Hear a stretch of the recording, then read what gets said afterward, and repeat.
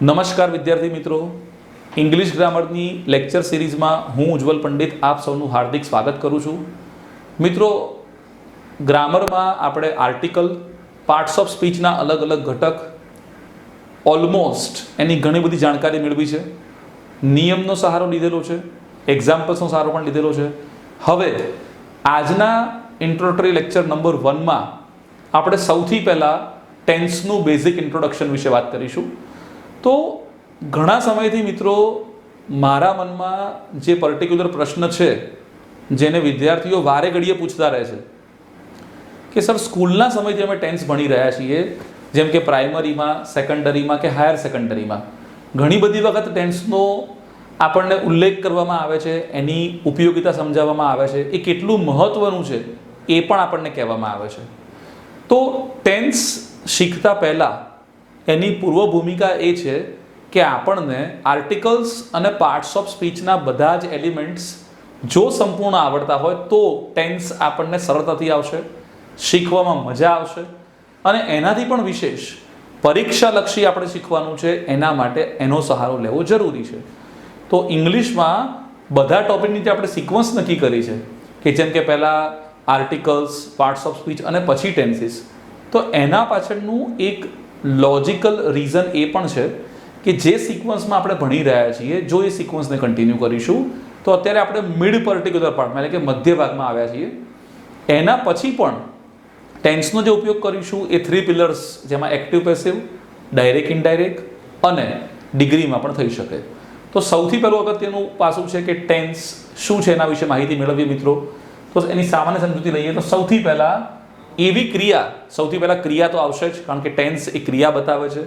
તો એવી ક્રિયા જેમાં ક્રિયાપદ 3 અલગ અલગ સ્વરૂપમાં આપેલા હોય, કારણ કે આપણને વર્તમાન કાળ, ભૂતકાળ અને ભવિષ્યકાળ આવા 3 કાળ છે મુખ્ય, એવું આપણને બેઝિક અથવા ફંડામેન્ટલ લેવલથી ભણાવવામાં આવ્યું છે. તદ્દન સાચું છે.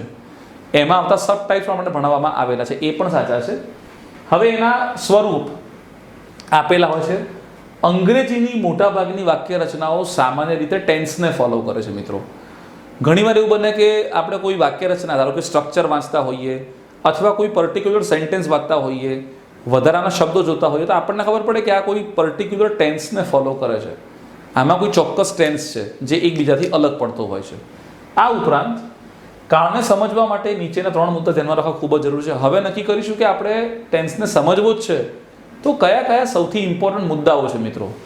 તો આજના ઇન્ટ્રોડક્ટરી વિડીયોમાં મારે તમને એ જ કહેવાનું છે કે જેટલી અગત્યની વસ્તુઓ યાદ રાખીશું એનાથી જ આપણે ટેન્સના ટોપિકને સરળ બનાવી શકીએ. જેમ કે સૌથી પહેલું અગત્યનું છે કે આપણને સેન્ટેન્સનું વાક્ય રચના આવડવી જોઈએ. વાક્ય રચના ક્યાંથી આવડશે? પાર્ટ્સ ઓફ સ્પીચના આધારે.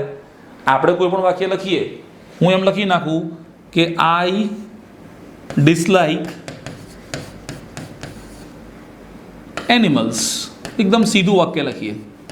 તો હવે આ આઈ તમારો કર્તા, ડિસલાઇક તમારું ક્રિયાપદ અને એનિમલ્સ તમારું પર્ટિક્યુલર કર્મ છે. તો અત્યારે હાલ મને વાક્યનો પ્રકાર તો ખબર હોવો જોઈએ કે આ વિધાન વાક્ય છે, એની સંરચના, જેમાં આ એક એલિમેન્ટ આવ્યું કર્તા તરીકેનું, ક્રિયાપદ તરીકેનું, કર્મ તરીકેનું, પાછું એવું પણ ખબર પડી કે આ પ્રોનાઉન છે, વ્યક્તિવાચક સર્વનામ છે, આ ક્રિયાપદ છે પણ મુખ્ય ક્રિયાપદ છે, એમાંય પાછું ટુ બી હેવનું સ્વરૂપ નથી, એક્શન વર્બ છે, ક્રિયા બતાવે છે, અને એનિમલ્સ એ નાઉન છે, કોમન નાઉન. તો દરેકના મૂળભૂત ઘટકમાં શું આવ્યું? Pronoun, verb, noun. તો મારે ક્યાં જવું પડશે? પાર્ટ્સ ઓફ સ્પીચમાં. તો સૌથી વધારે અગત્યનું છે જે આપણે કીધું એ કે આપણે જ્યારે ટેન્સીસ શીખતા હોઈએ ત્યારે પાર્ટ્સ ઓફ સ્પીચનું મારી પાસે મિનિમમ નોલેજ હોવું જોઈએ. દરેક વસ્તુ જો વધારે ક્લિયર થતી હોય તો બહુ સારું છે, પણ જો મિનિમમ નોલેજ રાખીને ચાલીએ તો આને સમજવામાં મુશ્કેલી પડશે નહીં. હવે કહી શકું કે આ જે સેન્ટેન્સ મેં લખ્યું હતું એ સાદા વર્તમાન કાળનું હતું. એના પછીનો અગ્રતાક્રમ આપે છે આપણે બંધારણને. બંધારણ, કોઈ પણ ટેન્સ એના બંધારણને ફોલો કરતું હશે. આ તો પ્રાયોરિટી નથી નક્કી, આમાં તો પ્રાથમિકતા નથી આપી, ખાલી મુદ્દાઓ લખેલા છે. આમાં પાછું પ્રાથમિકતા નક્કી કરીશું કે પહેલું કયું લેવું, પહેલું બંધારણ લેવું કે કયું લેવું. આ તો ખાલી ઇમ્પોર્ટન્ટ ટોપિક છે. બંધારણ હોય દરેક ટેન્સનું, અને એના પછી ઇમ્પોર્ટન્ટ છે key words connected with the tense, એટલે કાળની સાથે સંકળાયેલા ચાવીરૂપ શબ્દો. આ 2-3 વસ્તુથી આપણને થોડી ઘણી માહિતી મળતી હોય તો કોઈ પણ લર્નરને, કોઈ પણ શીખનાર વ્યક્તિને કાં તો એની વાક્યની સંરચનાના આધારે, બંધારણના આધારે અથવા ચાવીરૂપ શબ્દો એમાંથી કોઈ એક કે બે હિન્ટ એને પકડાશે અને તરત એ ઓળખી શકશે. અત્યારનું પહેલું સ્ટેપ છે કે આપણે કાળની વ્યાખ્યા જોઈને કાળને આઈડેન્ટિફાઈ કરવા છે, એને ઓળખવા છે. તો આ બધી વસ્તુ આપણે ખાસ ધ્યાનમાં રાખવી પડશે મિત્રો. ચોથી વસ્તુ સૌથી અગત્યની છે જેની અંદર આપણે યુઝેજ અને એક્ઝામ્પલ્સ. ઘણીવાર એવું બને કે ટેન્સનું મને સ્ટ્રક્ચર ખબર પડી ગઈ, એના એક્ઝામ્પલ જોઈ લીધા, હવે એનો ઉપયોગ ક્યાં કરવો, એનો ઉપયોગ કઈ કઈ જગ્યાએ થાય છે અને એના પછી એને અનુરૂપ એક્ઝામ્પલ એ પણ આપણે જોવાના રહ્યા. તો આનો અગ્રતાક્રમ નક્કી કરીએ છીએ આપણે કે શેને પ્રાયોરિટીમાં લેવું. પણ આટલી વસ્તુનો મને ખ્યાલ હોય તો એટલીસ્ટ પરીક્ષામાં જ્યારે મને પૂછાશે ત્યારે 2-3 વસ્તુ તો મને હિન્ટ આપશે. જો 1, 2, 3, 4માંથી મને ચોથું યાદ આવી ગયું તોય વાંધો નથી, સેકન્ડ બીજું મળી ગયું તોય વાંધો નથી, પહેલું ત્રીજું મળી ગયું તોય વાંધો નથી, 4 તો સોનામાં સુગંધ પડી જશે, તો 100% ડાઉટ નહીં રહે. હવે સામાન્ય સમજૂતી જોઈએ મિત્રો આપણે કે ટેન્સમાં આપણે શું સમજવાનું છે એક્ઝેક્ટલી. એક્ઝામિનર આપણી પાસેથી શું ઈચ્છે છે, શું એક્સપેક્ટ કરે છે, એની એક્સપેક્ટેશન અનુરૂપ આપણે કેવી રીતે તૈયારી કરવી, કેવી રીતે વાંચવું અને પ્રિપરેશન કેવી હોવી. તો મિત્રો સૌથી પહેલાં પ્રેઝન્ટ ટેન્સની વાત કરીએ તો આપણી પાસે સાદો વર્તમાનકાળ એટલે કે સિમ્પલ પ્રેઝન્ટ ટેન્સ છે, ચાલુ વર્તમાનકાળ એટલે કે પ્રેઝન્ટ કન્ટિન્યુઅસ ટેન્સ છે, પૂર્ણ વર્તમાનકાળ એટલે કે પ્રેઝન્ટ પરફેક્ટ ટેન્સ છે અને પૂર્ણ ચાલુ વર્તમાનકાળ એટલે કે પ્રેઝન્ટ પરફેક્ટ કન્ટિન્યુઅસ ટેન્સ છે. તો બધાને ખબર હશે જ કે આપણે આ જે પર્ટિક્યુલર 4 ટેન્સની માહિતી મેળવી રહ્યા છીએ એ 4 ટેન્સ આપણે ઓલરેડી એના નામથી પરિચિત છીએ. એટલે કે એક મુખ્ય કાળ છે, એ મુખ્ય કાળના બીજા 4 પેટા પ્રકાર છે અને એ જ વ્યૂહરચના આપણે અપનાવીએ છીએ બાકીના ટેન્સીસમાં. જેમ કે સાદો ભૂતકાળ, પછી ચાલુ ભૂતકાળ છે, એના પછી પૂર્ણ ભૂતકાળ આવી રહ્યો છે અને પછી પૂર્ણ ચાલુ ભૂતકાળ. તો આપણે આમ જોવા જઈએ તો ઇંગ્લિશ ગ્રામરમાં ટેન્સીસની સંખ્યા 12 બતાવવામાં આવી છે.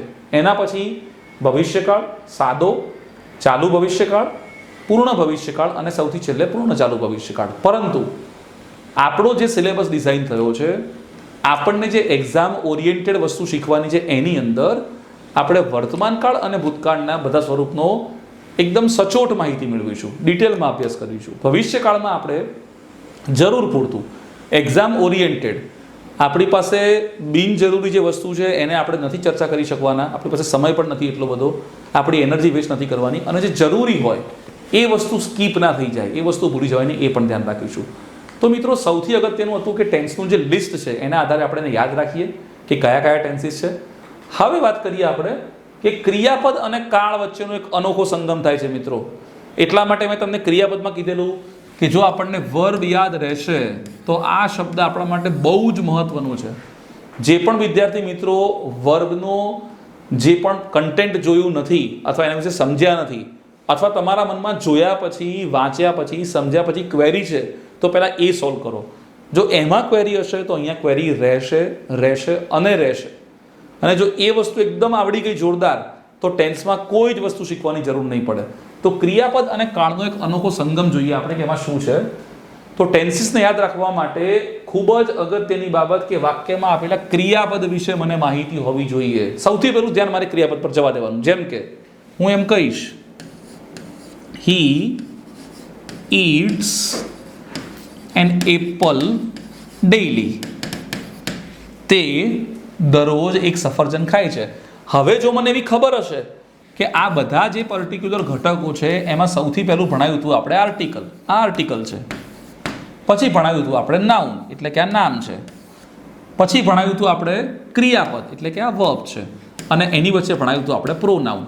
તો મિત્રો આ ઘટકોની જો મને માહિતી નહીં હોય તો ટેન્સ હું ભણી નહીં શકું અને એમાં પછી પ્રાયોરિટી આપી આપણે કે આ સૌથી વધારે હાઇલાઇટ થવું જોઈએ. તરત ધ્યાન અહીંયા જશે આની અંદર ઇટ્સ ઉપર. તો મારે જોવું પડશે કે પ્રોનાઉન ભલે ઓકે છે, આર્ટિકલ ઇનડેફિનેટ છે, નામ છે અને વધારાનો શબ્દ છે. આને આપણે કહીએ એડિશનલ વર્ડ, વધારાનો શબ્દ. પણ અત્યારે પ્રાઇમ ઇમ્પોર્ટન્સ કોને આપીશું આપણે? આ વસ્તુને, ક્રિયાપદ. તો તરત ધ્યાન જશે કે આ ક્રિયાપદ ટુ બીનું સ્વરૂપ નથી, ટુ હેવનું સ્વરૂપ નથી અને ટુ ડુનું પણ સ્વરૂપ નથી, પણ એક્શન વર્બ છે. એટલે એક્શન વર્બ આવે પછી ક્રિયાપદની સંખ્યા પણ જોઈશું. તો આ બધી વસ્તુ આપણને ડાયરેક્ટ વેમાં અથવા ઇનડાયરેક્ટ વેમાં ટેન્સ ઓળખવાની જે પ્રક્રિયા છે, જે પ્રોસેસ છે એને સમજવામાં હેલ્પફુલ થશે. તો મિત્રો ખૂબ જ ધ્યાન રાખજો કે ટેન્સ અને વર્બ એનું એક સરસ અહીંયા આપણે સંગમ જોઈ રહ્યા છીએ.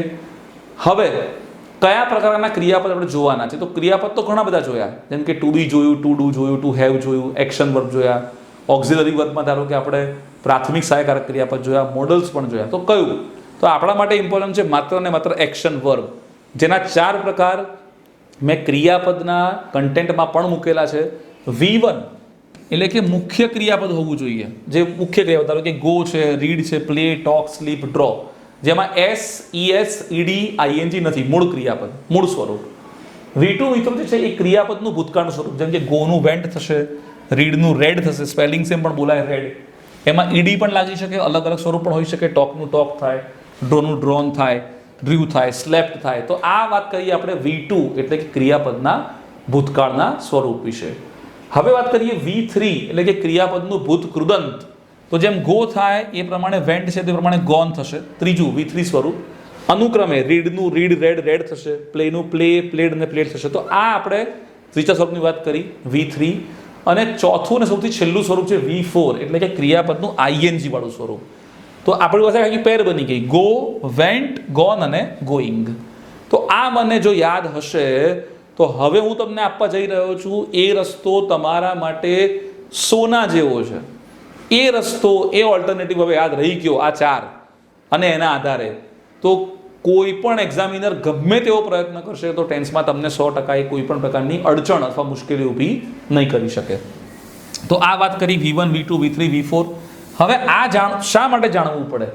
V1, V2, V3, V4 શા માટે જાણવું પડે? કારણ કે આપણી પાસે છે એક અનોખી વ્યૂહરચના ટેન્સને ક્રેક કરવા માટે. ટેન્સ જે આપણા માટે ખૂબ જ સ્ટ્રેસવાળો ટોપિક છે, એને યાદ રાખવા માટે જો V1, V2, V3, V4 આપણા યાદ રહી ગયા તો આપણી પાસે યુનિક રસ્તો છે. મેં તમને કીધું હતું કે આપણે કોઈ વસ્તુ કે કોઈ ટોપિક ગોખવાનો નથી, સમજણથી જ એક સિસ્ટમેટિક, એક પદ્ધતિસર વસ્તુને જ આપણે અડોપ્ટ કરી રહ્યા છીએ, લઈ રહ્યા છીએ.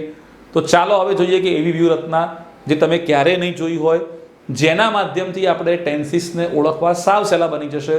તો તમારી સમક્ષ હું આપી રહ્યો છું એક એવું ટેબલ કે જો યાદ રહેશે તો ટેન્સીસનું એક પણ એક્ઝામ્પલ આની બહારનું નહીં હોય. હવે યાદ શું રાખવાનું છે? તો સૌથી પહેલાં જો મને વાક્યમાં V1 આપેલું હોય તો એમાંથી 2 ટેન્સની શક્યતા થશે. 2 જ ટેન્સ બને V1 આવે તો. આ વાત કરી રહ્યા છીએ માત્ર એક્ટિવ વોઇસના વાક્ય વિશે, જે મોટા ભાગે પરીક્ષામાં આવે છે. પેસિવ વોઇસમાં આ અલગ રીતે આવશે, પણ 99% સેન્ટેન્સ આપણને એક્ટિવ વોઇસમાં આવે છે.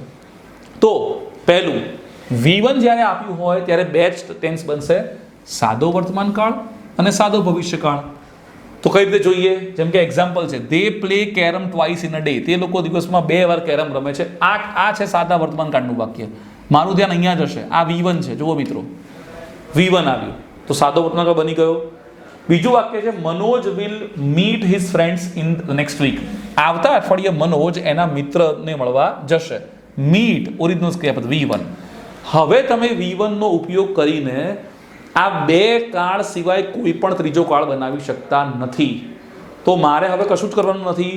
જે પણ વાક્ય મને આપેલું હશે ટેન્સ આઈડેન્ટિફાઈ કરવા માટે, ઓળખવા માટે, એમાં મારું ધ્યાન ક્યાં જશે? માત્ર ક્રિયાપદ ઉપર. જેવું ક્રિયાપદ જોઈશ કે V1 છે એટલે કે S, ED અને ING વગરનું છે, તો મારા મગજમાં તરત 2 પ્લાન નક્કી. પહેલો, કાં તો સાદો વર્તમાનકાળ હોય, સાદો ભવિષ્યકાળ હોય. જો વર્તમાનકાળ ઓળખવાની તકલીફ પડે તો એવું તો ખબર પડે કે વિલ શેલ નથી, તો એક જ શક્યતા આવી પહેલામાં કે આ સાદો વર્તમાનકાળ છે. વિલ શેલ હોય તો હિન્ટ મળશે કે ભવિષ્યકાળ છે. અહીંયાથી પણ ખ્યાલ આવે કે નેક્સ્ટ વીક એટલે આવતું અઠવાડિયું છે, હજુ એ ક્રિયા બની નથી, બનવાની છે, બાકી છે. તો એમાં પણ આપણે આ વસ્તુનો સમાવેશ કરી શકીએ. તો મિત્રો યાદ રાખો, લખી લો. કોઈ જગ્યાએ કોઈ પર્ટિક્યુલર ચોપડામાં સારી રીતે લખી લેવાનું છે કે ભાઈ આ V1 આવતું હોય તો 2 ટેન્સ બનશે, સાદો વર્તમાનકાળ, સાદો ભવિષ્યકાળ. વાત કરીએ V2ની. V2માં આપણા માટે કામ બહુ ઇઝી છે. માત્ર એક જ ટેન્સ, સાદો ભૂતકાળ, સિમ્પલ પાસ્ટ ટેન્સ. જોઈએ example. She visited this place before a week. Visit original ક્રિયાપદ હતું V1, એનું આપણે કર્યું વિઝિટેડ, એટલે આ થયું V2.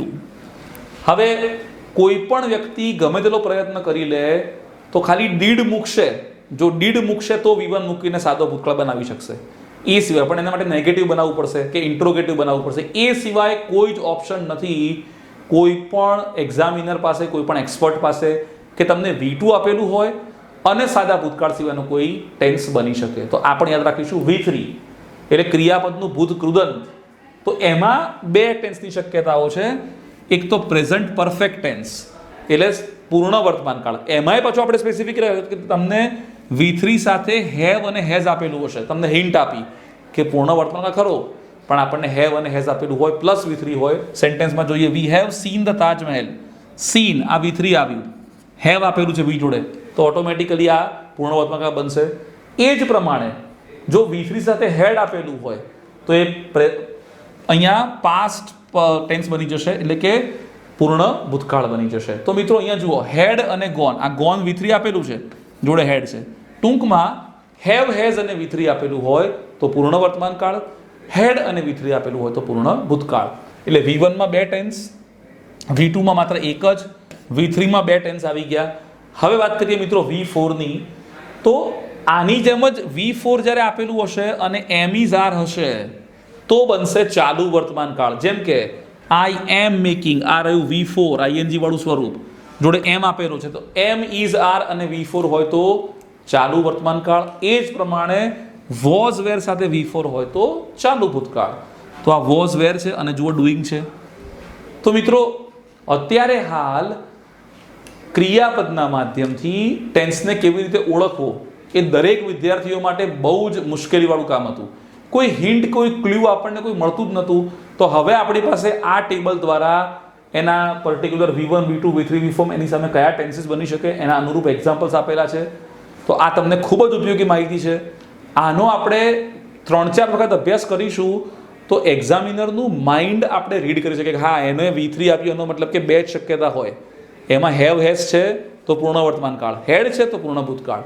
ભાઈ V4 છે ને વોઝ વેર છે તો ચાલુ ભૂતકાળ બની ગયો, માત્ર V1 છે ને વિલ છે સાદો ભવિષ્યકાળ બની ગયો. તો આ તમારું આઉટપુટ છે, આ તમારું આઉટપુટ તમારે એ જોવાનું છે. તો અહીંયા આપણે ખાસ આ વસ્તુનું જે વ્યૂહરચના આપણે કરી, એક નવી સ્ટ્રેટેજી, બહુ ખૂબ જ સરળ યાદ રહી જાય એવી, મુખ્ય ટેન્સ આપણા આ છે તો એને આપણે યાદ રાખીશું. હવે વાત કરીએ એક આદર્શ ક્રમ. તો મિત્રો દરેક વસ્તુ અગત્યની ખરી, પણ એનો પણ એક આપણે અગ્રતા ક્રમ નક્કી કર્યો છે કે પહેલું કયું, 5 હોય તો 5માંથી પહેલું, બીજું, ત્રીજું, ચોથું, પાંચમું મૂકીએ, એ પ્રમાણે અગ્રતા ક્રમ જોઈએ. તો યાદ રાખવા જેવો ક્રમ છે. એમાં સૌથી પહેલા આપણે ક્રમાનુસાર જોઈ રહ્યા છીએ, ક્રમ એક ઓર્ડર મેન્ટેન કર્યો છે અને એ ઓર્ડર પ્રમાણે જ આપણે ટેન્સના સેન્ટેન્સીસને એનાલિસિસ કરીશું. પહેલી અગત્યની વસ્તુ સૌથી પહેલી આવશે બંધારણ. આને હું પ્રાયોરિટી આપીશ કારણ કે બંધારણ ફિક્સ છે. કદાચ બીજા બધા પર્ટિક્યુલર શબ્દોમાં કદાચ એ હોય પણ ખરા, ન પણ હોય, જોવામાં આગળ પાછું થઈ ગયું તો આપણને તકલીફ પડશે. તો બંધારણ સૌથી અગત્યનું પાસું છે. એના પછી મિત્રો બીજું જે આવ્યું એ છે એનો ઉપયોગ. મને એવો ખ્યાલ હોય કે રોજિંદગી દર્શાવવા માટે સાદો વર્તમાન કાળ જ મૂકવાનો છે મારે, નિત્યક્રમ બતાવવા માટે સાદો વર્તમાન કાળ જ આવશે, બહુ ક્રિયા જૂની હોય તો એમાં પૂર્ણ ભૂતકાળ જ આવશે. તો ઉપયોગ થયો એનો, તો ઉપયોગ અગત્યનો છે. ત્રીજા નંબરમાં એક્ઝામ્પલ. મિત્રો પ્રેક્ટિસ કરવા માટે આ આપણું પ્રેક્ટિસનું જે ફિલ્ડ છે એની અંદર ખૂબ જ જરૂરી છે જેટલા બને એટલા એક્ઝામ્પલ લો. ઓનલાઈન એક્ઝામ્પલ હોય, ઓફલાઈન હોય, બુક્સમાંથી હોય, કોઈ એક્ટિવિટીમાંથી હોય. હવે તો બુક્સ પણ અવેલેબલ છે, ઓનલાઈન પણ અવેલેબલ છે, રિસોર્સ બહુ બધા છે. તો એમાંથી મેક્સિમમ એક્ઝામ્પલ લઈએ અને એ લખ્યા પછી એના આન્સર્સ વેરીફાઈ કરાવીએ કોઈની સાથે, આપણા મેન્ટર સાથે, આપણા ટીચર સાથે, અને એમાં જે ડાઉટ પડતા હોય એ સોલ્વ કરશો તો આપણને મેક્સિમમ બેનિફિટ આમાંથી મળી રહેશે.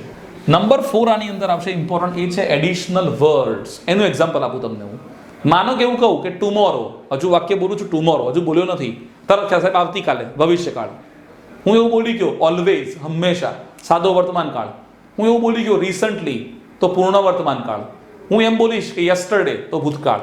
તો મિત્રો અમુક વિદ્યાર્થીઓ એટલા બધા શાર્પ અને કીન હોય છે, એટલા બધા એમની દ્રષ્ટિ બહુ જોરદાર હોય છે કે જ્યારે વાક્યને જોવે ને તરત પકડશે કે હા સાહેબ આમાં એડિશનલ વર્ડ છે, વધારાનો શબ્દ. પણ હા, આ શબ્દ પરીક્ષામાં આપેલો જ હોય એ જરૂરી નથી. એટલે ફરી એના આધારે કામ કરીશું પણ એના જ આધારિત નહીં રહીએ.